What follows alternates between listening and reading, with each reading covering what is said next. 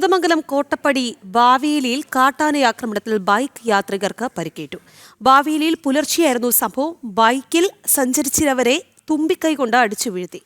ഇടമലയാർ താളുംകണ്ടം റോഡിൽ ഇന്നലെ രാത്രി കാട്ടാന ഓട്ടോറിക്ഷ തകർത്തിരുന്നു.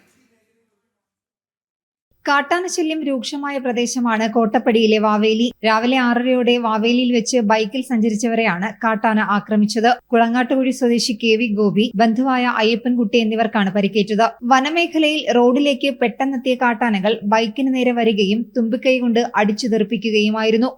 ആന വണ്ടി കൊണ്ട് വന്ന് ഫ്രണ്ടിലേക്ക് ഓടി വന്നു വണ്ടി മറ്റേ ആന കുഞ്ഞാന ഉണ്ടായിരുന്നു.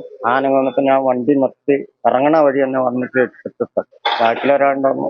പുള്ളി ചാടി ഓടി. അത് കഴിഞ്ഞ് വീണ് കഴിഞ്ഞിട്ട് പിന്നെ ഓർമ്മ പിന്നെ വന്നിട്ട് പിന്നെ ഭയങ്കര നല്ലോടി. ഞാനും നിർത്തിട്ട് എറിഞ്ഞിട്ട് അവിടുന്ന് വന്നെനിക്ക് തുമ്പിക്കൈക്ക് എടുത്തിട്ട് ഓർമ്മ വഴിക്ക് ഓടിച്ചിട്ട് എന്നിട്ട് ആ കാട്ടിലേക്ക് കയറാം.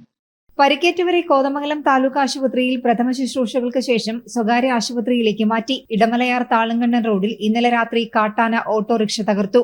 വടാട്ടുപാറ സ്വദേശി അനിൽകുമാറിന്റെ ഓട്ടോറിക്ഷയാണ് തകർത്തത്. ആനക്കൂട്ടം ഓട്ടോറിക്ഷയ്ക്ക് നേരെ പാഞ്ഞെത്തിയപ്പോൾ വണ്ടി ഉപേക്ഷിച്ച് അനിൽകുമാർ ഓടി രക്ഷപ്പെടുകയായിരുന്നു. രാത്രിയിൽ കാട്ടാനകൾ ഇറങ്ങി കൃഷി നശിപ്പിക്കുന്നതും വീടുകൾ ആക്രമിക്കുന്നതും ഈ മേഖലയിൽ പതിവാണ്. പലതവണ പരാതി നൽകിയെങ്കിലും അധികൃതർ തിരിഞ്ഞു നോക്കുന്നില്ലെന്നാണ് നാട്ടുകാരുടെ പരാതി. ജനം, കൊച്ചി.